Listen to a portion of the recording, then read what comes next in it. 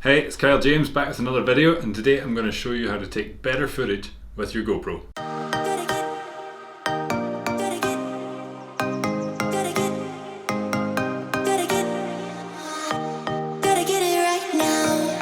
Now, if you're anything like me, you've probably had your GoPro sitting away in the cupboard waiting for the next great snow day or the next day trip. But what if it could do more? Today we're going to take a look at a couple of ways that you can get more from your GoPro and get more cinematic footage.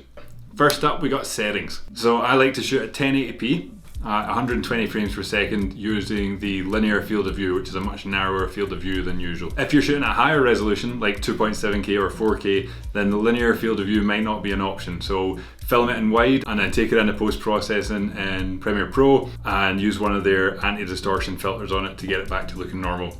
And because it's at a higher resolution, you can always crop in a little bit too. Ideally, we want our shutter speed to be double the frame rate. So because we're shooting at 120 frames per second, we're going to have it set at 240th of a second. I've set the ISO minimum and the maximum to 100 because GoPros don't have that great a performance with ISO, and we want to keep it as low as possible to deal with the grainy footage that we'd get if it was any higher. I've set a white balance of 6500 Kelvin just to have a constant value in there. It doesn't matter that I maybe change it in post, but setting a white balance ensures that it doesn't change mid-clip if a cloud rolls past the sun or if the daylight changes or I move outside to inside. So this way, by setting a white balance, I get the same consistent picture in terms of white balance throughout. Sharpness I've set to low and colour I've set to flat because this will give us the best base to start our colour grading processing afterwards. Once you've dialed in all these settings, you're going to be in a much better place than you originally were. Already we've customised our performance here and we're going to get a bit more of what we want from the GoPro. If you want to take it a step further, we're going to need step 2. And step 2 is getting one of these for your GoPro. This is an ND filter, a neutral density filter, and what that does is act like a pair of sunglasses for your camera.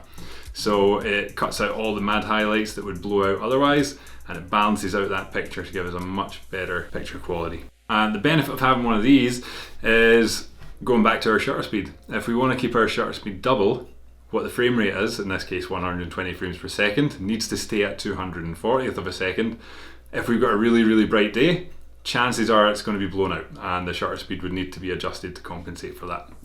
This allows the shutter speed to stay the same even on those super bright days by cutting out all that extra light that we'd otherwise have to get rid of by bumping up our shutter speed. This allows us to keep our shutter speed as double and allows that movement that we're capturing with that double frame rate to look natural. The ND filters I'm using come in a pack of 3 and they already come with a little attachment to affix it to the front of your GoPro.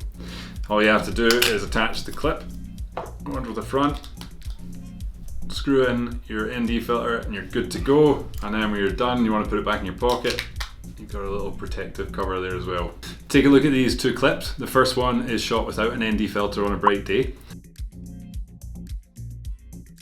And the second one is with the ND filter with exactly the same settings that we dialed in step 1.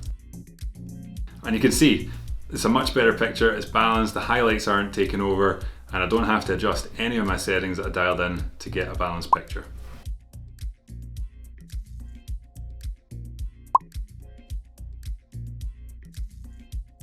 Now that we've talked about the ways that you can improve your GoPro footage, let's take a look at some of the footage that I recorded just walking around the village here with all those settings dialed in. Nothing else is different except I've already colour graded and, if need be, stabilised in post.